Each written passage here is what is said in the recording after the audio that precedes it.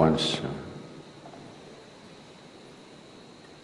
you walk the spiritual path, this question and this struggle of how much of the spiritual process should I do and how much of whatever is called as life I should do.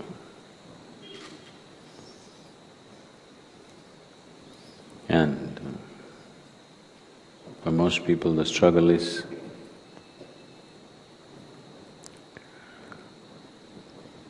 when they're involved in their day-to-day materialistic functions of life, they will long for the spiritual process. If you give them a spiritual process, they will long to go back to their materialistic way of life. So how much of what or how should I do these two things? You should do your materialistic life. When we say materialistic, that which concerns and satisfies one's physical body and one's mind is materialistic life. It's not right to divide this, but anyway, invariably people divide it. So that which satisfies your body and your mind, how much of it you should do or how you should do means you must do it like you are going to live forever.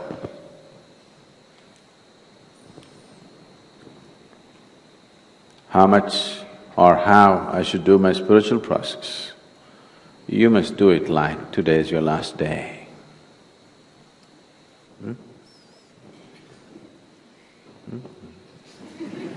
Which way is it?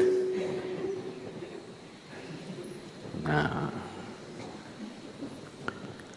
on a certain day, a hunter caught a little bird, a tiny little bird. And he was about to take its life. Then the little bird said, "You have caught and eaten many far bigger animals in your life, but it has not satisfied your hunger. Me, a little bird, this much I am. What can I do for you? So why kill me? If you allow me to live, I'll give you 3 invaluable teachings with which your life will be phenomenally rich. One teaching I will give you when I'm still in your hand. The second teaching I will give you when I sit upon the roof of your house. The third teaching I'll give you when I sit on top of that tree." Then the hunter thought about it, looked at this little bird. It doesn't even work as an appetizer, too small. So he said, "Okay, give me the teaching." The first teaching that the bird gave is, does not matter who, whatever pronouncements they make, don't ever believe it.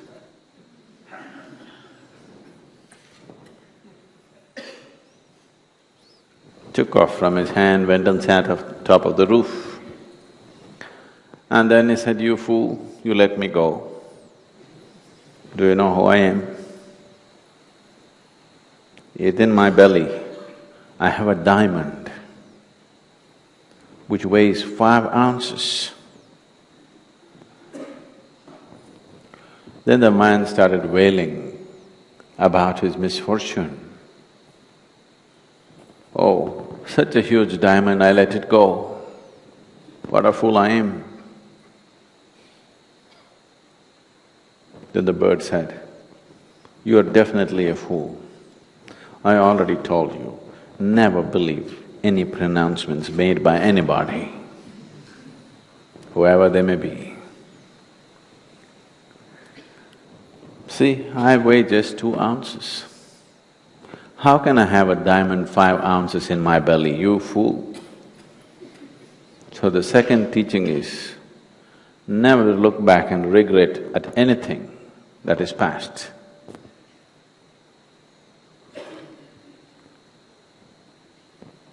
And then flew and went and sat on top of the bird. The men started screaming and wailing, "No, I missed the diamond, now you're telling me not to regret, you fooled me." And the bird went and sat there and waited. Then he recovered, okay, never regret for what has happened. Okay, tell me, what's the third teaching? The bird said, anyway, you did not listen to the first 2. What is the use of the third? Never waste your energies and wisdom upon those who don't listen. That's the third teaching, and flew away.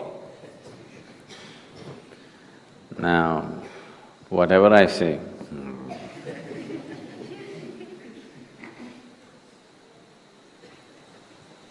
it's not going to work.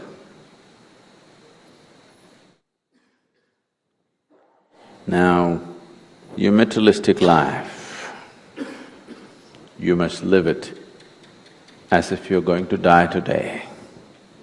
Your spiritual life, you must do it that you are eternal, not the other way around. Don't say this to everything.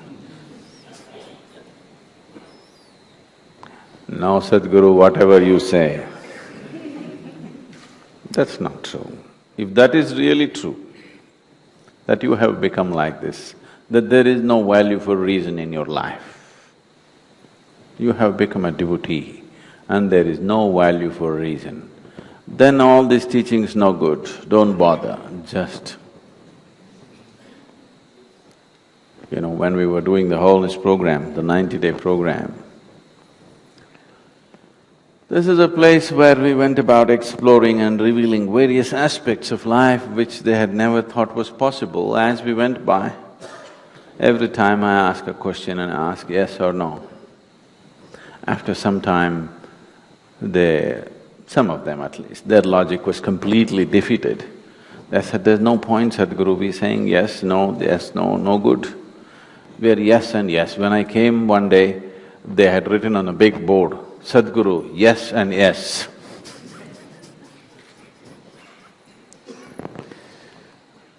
So if you have realized there is no value for your logic, then, everything doesn't matter. You don't even have to do this.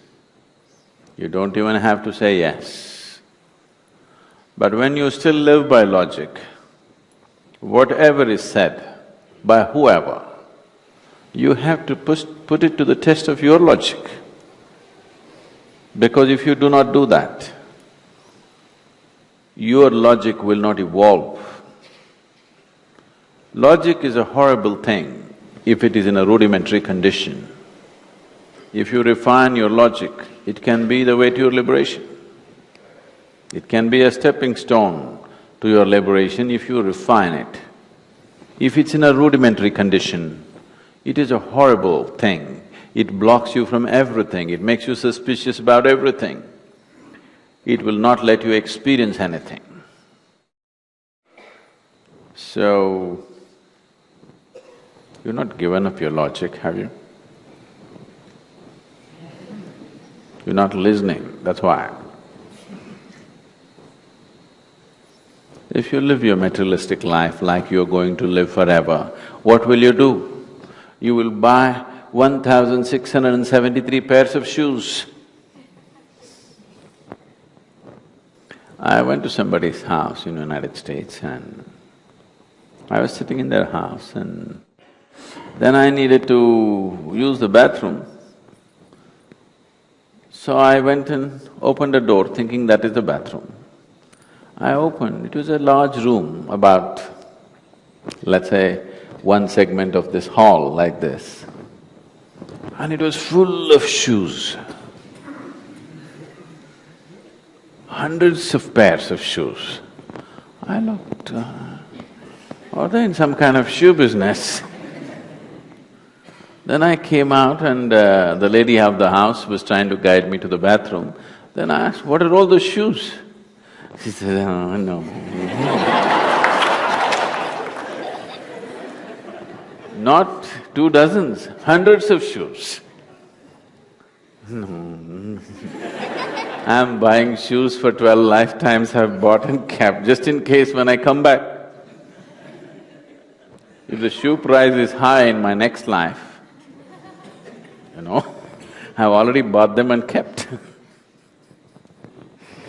So you don't live your materialistic life like you're going to live forever. You live your materialistic life like today is the last day. You live your spiritual life like you're eternal. So without listening, without applying your logic, don't say yes, unless you become just yes and yes.